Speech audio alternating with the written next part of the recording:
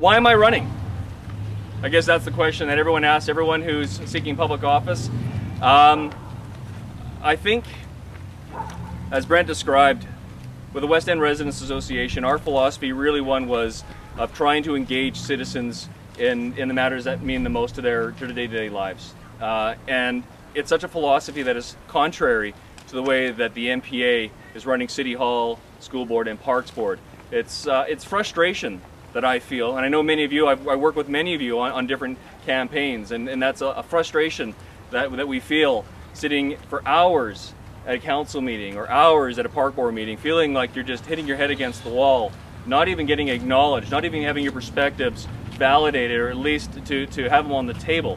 It's that level of frustration, I think, that is bringing a lot of quality people forward. We have here today, and many, many others, to seek public office. People who are committed to bringing back a progressive agenda to the city of Vancouver. So the frustration I feel, as I said, I know it's something that's been felt by many of you in your own way. I almost don't even know where to begin. There's so many things that I've been frustrated with. Where do we begin? Civil City, a disingenuous policy to address the issues that are of critical importance. Homelessness in the city of Vancouver. We have a lot of our people, our friends in this neighborhood, that are homeless, that live and camp out here in Nelson Park. And the city of Vancouver's way to address it is to expand and endorse financially the ambassador program. Instead of having outreach workers, instead of trying to perhaps have more programming outreach workers in East Side or down here in the West End, their way of addressing this is the ambassador program. Examples like that I find very, very frustrating.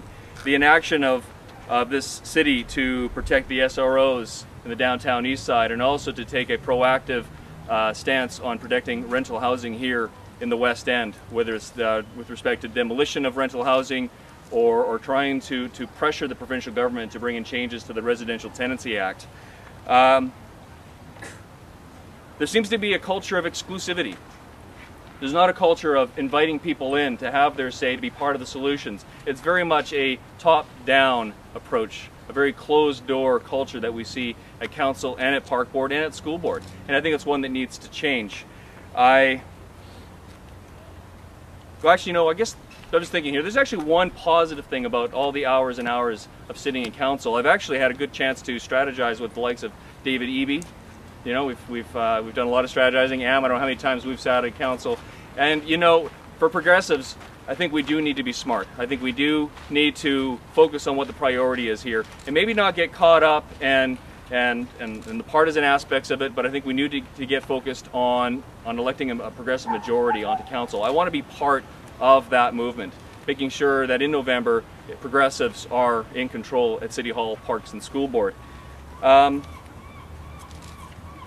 One thing I do want to also to touch on here, something that personally I found repugnant, was Sam's strike.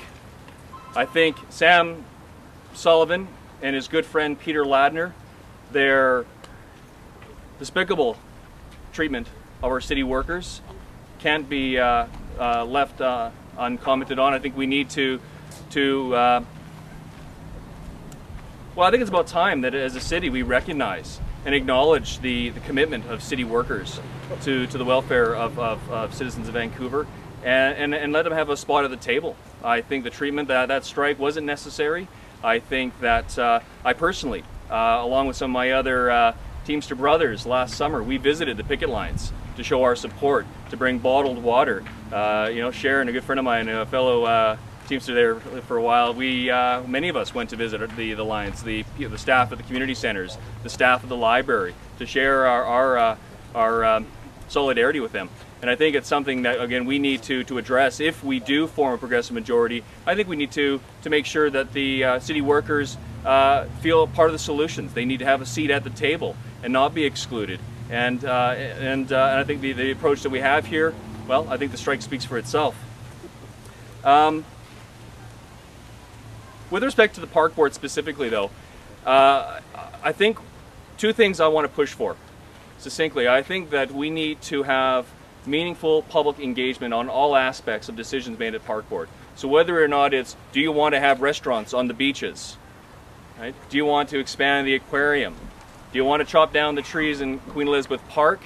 Or do you want to actually be able to participate in the redesigning of your public spaces such as Nelson Park? I think we need to not just hope that we have a progressive majority, but I think we actually need to make the systemic changes to the system, that's just a matter of course. That it shouldn't matter whether or not there's a progressive majority or not. That's just the way things are done. And a case in point, Nelson Park, while not perfect, I think really exemplifies the approach that I would take in terms of public consultation. It wasn't an easy process. I think if we had done it the normal way, we could have had the consultation done in probably 2 days, but it took us about 4 years. And it was very, very difficult. But I think what you have is a park that everyone feels some ownership of.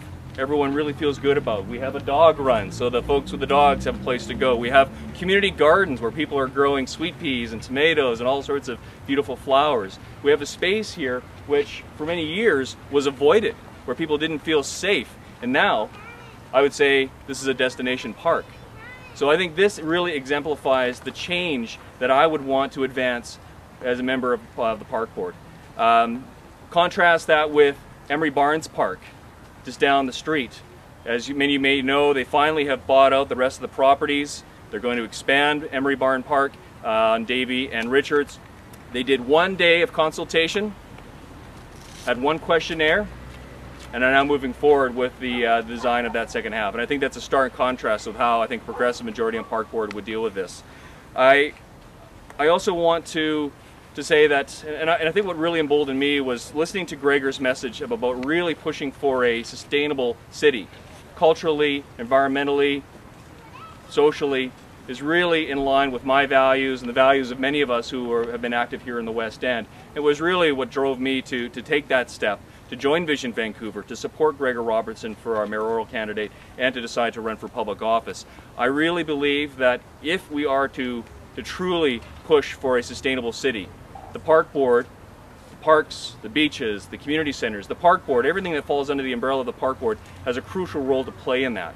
So whether we're talking about expanding community gardens, such as the ones we have here in Nelson Park, rooftop gardens that we're trying to get on West End Community Centre, the Greenway project that we're trying to get going down behind the community centre, the programs, the many programs that people depend on, from daycare to the shower program in Kitsilano, which really have a crucial impact, a positive impact on people's lives.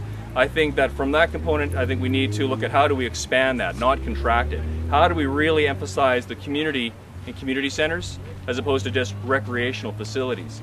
And I think culturally, I know that I have some family here who are involved in the cultural aspects of our city. And I know that the Roundhouse and many others play a crucial role of cultural sustainability, but also enhancing our cultural diversity. And again, I think we need to look at strategies that will strengthen that.